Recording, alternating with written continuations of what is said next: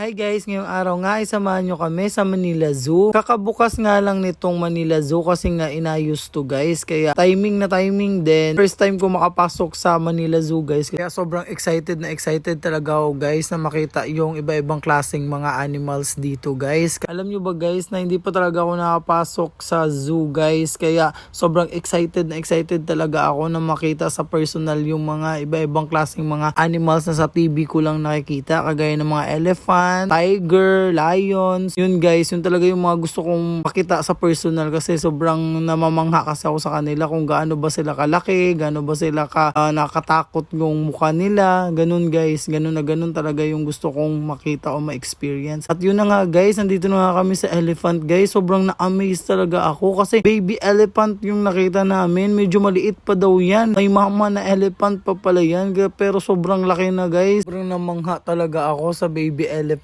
nila pero nag-iisa lang siya, nakakaawa. At yun na nga guys, lumipat na tayo dito sa kabila. Dito nga sa kabila ay may tortoise. Ewan ko ba, isa lang ba siya or madami sila? Pero isa lang yung nakita namin. Yan nga, sobrang bilis niyang maglakad compare sa pagong guys. So amazed talaga yung tortoise. At dito na nga tayo guys sa exciting part. Ito yung mga tiger guys. Sobrang na-amaze talaga ako dun. Sobrang nakakatakot talaga mga mukha nila. Lalo na first time ko nakakita ng white na tiger guys. At ang lalaki pala nila, para silang mga pusa pero nakakatakot talaga sila guys. Ang lalaki pa ng mga mukha nila guys, and then tatalas din ng mga pangil nila, kaya sobrang nakakatakot talaga sa personal itong mga tiger. Iba talaga guys kapag nakita nyo sila in person kasi sobrang maa-amaze ka talaga sa kanila. At medyo makukulit din tong mga tiger na to kasi naglalaro sila habang tinitignan sila ng mga tao. Then nakakaaliw lang din, and then ang lalaki nila guys ha. Hindi sila yung parang ang liit lang sa TV kasi parang ang liit-liit lang, pero sa personal ang laki.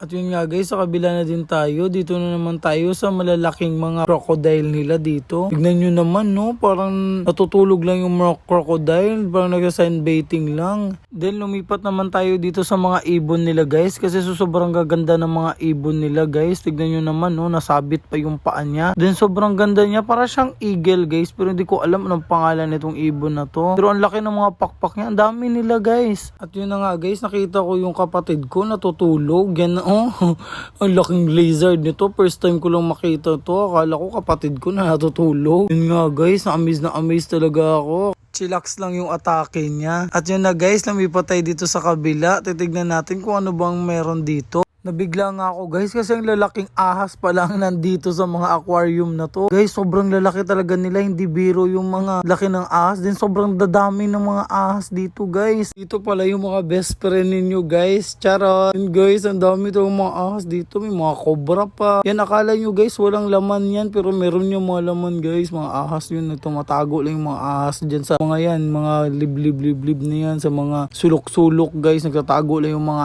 ahas guys, kagaya ng ginawa ng best friend nyo sa inyo. Joke lang guys, charot. Yun nga guys, ang dami nga ditong ahas. Yung takot talaga ako sa ahas guys. Guys, dito ko na lang po i-end yung aking video. Maraming salamat guys. Then i-follow nyo po ako sa aking Facebook page. Thank you so much guys for watching. Bye!